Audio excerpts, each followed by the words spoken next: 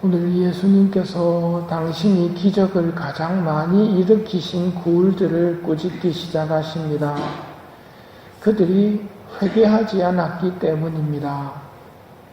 이 말은 예수님께서 일으키신 기적은 뚜렷한 목적이 있다는 말입니다.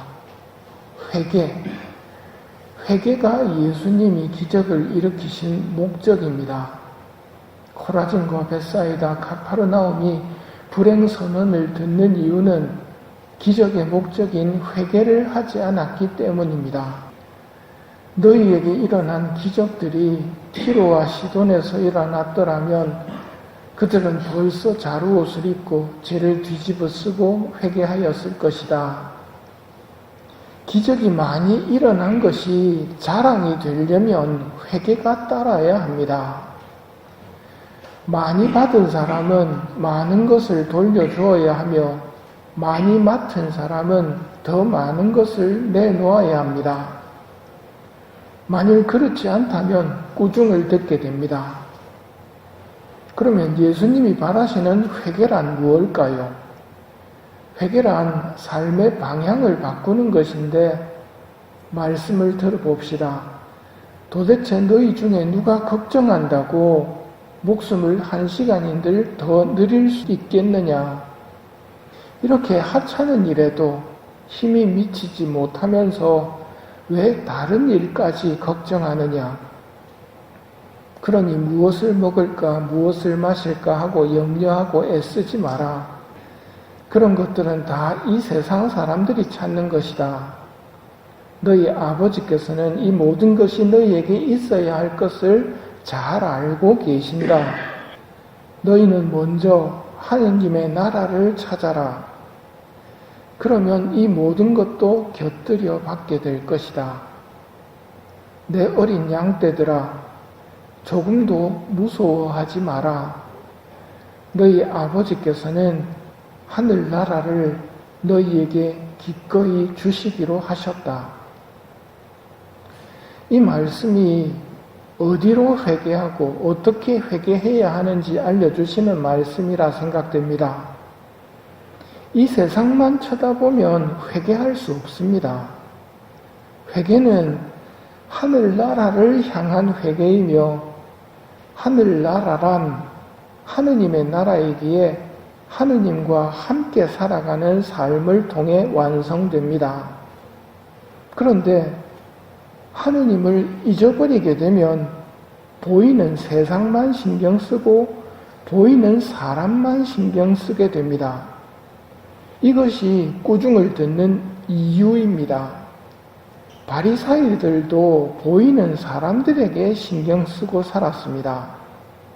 보이는 것에 신경 쓰고 사람들에게 신경 쓰며 살았기에 꾸중을 듣는 것입니다.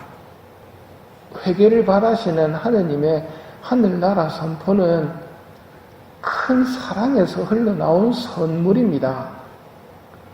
이 앞에 이야기에서 예수님께서 제자들을 파견하시며 하늘나라 복음을 선포하시고 제자들에게는 금도 은도 구리돈도 지니지 말고 너희가 거저 받았으니 거저 주어라 하며 보내십니다. 하늘나라 복음을 전파하다가 박해를 받을 수 있겠지만 두려워하지 말고 복음을 선포하라 격려하며 보내십니다. 이렇게 보내신 곳은 갈릴레아 지역으로 예수님의 주된 활동 지역이었습니다. 그게 오늘 꾸중을 듣는 코라진, 벳사이다, 가파르나움입니다. 그곳에서 많은 기적이 일어났지만 회개로 이어지지 않은 고울들을 꾸짖으시는 겁니다. 하늘나라는 하느님께서 당신의 크신 사랑으로 불러주시는 초대입니다. 그런데 하늘나라 혼인잔치를 많은 인간들이 대수롭지 않게 여기고 어떤 사람은 밭으로 가고 어떤 사람은 장사하러 가고 어떤 사람은 초대하러 온 주인의 종을 붙잡아 때려주기도 하고 죽이기도 합니다. 결국 회개를 거부하고 끝까지 죄악을 고집한 사람들은 임금님의 군대에 죽임을 당합니다. 그러나 하늘나라 이야기는 이렇게 끝나지 않습니다. 누구든지 예복만 갖춰 입는다면 들어갈 수 있는 잔치로 바뀝니다.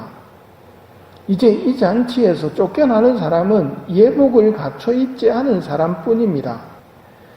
예복이 무엇인가는 다양하게 해석되지만 오늘 코라진 베사이다 이야기에 비추어 보면 하늘나라로 부르시는 하느님의 목소리에 순명하는 것, 그것이 예복입니다.